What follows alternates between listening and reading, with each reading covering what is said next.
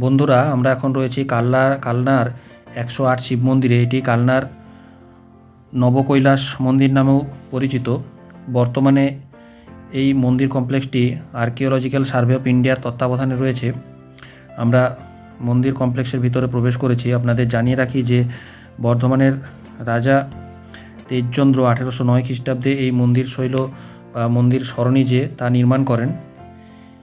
এখানে দুটি বৃত্তের মধ্যে 108টি শিব মন্দির সজ্জিত। বাইরের একটি বড় বৃত্ত, এখানে 74টি শিব মন্দির আছে, আর ভিতরের বৃত্তে 34টি শিব মন্দির আছে। বাইরের বৃত্তের পরিধি হচ্ছে 710 ফুট আর ভিতরের বৃত্তের পরিধি 336 ফুট। বাইরে যে শিব মন্দিরগুলি আছে তার যে শিবলিঙ্গ সেগুলি পর্যায়ক্রমে একটির পর একটি কালো এবং সাদা শিবলিঙ্গ রয়েছে। আর ভিতরে যে মন্দির পরিধি আছে সেখানে কিন্তু প্রত্যেকটি শিবলিঙ্গই সাদা অর্থাৎ শুভ্র।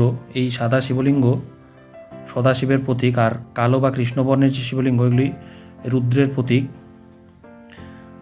আপনারা সময় পেলে অবশ্যই এই স্থানটি ঘুরে যাবেন, কারণ এটি বড় অদ্ভুত এবং বিচিত্র একটি স্থান। মানে এটি দেখলে আপনাদের মন এবং প্রাণ জুড়িয়ে যাবে।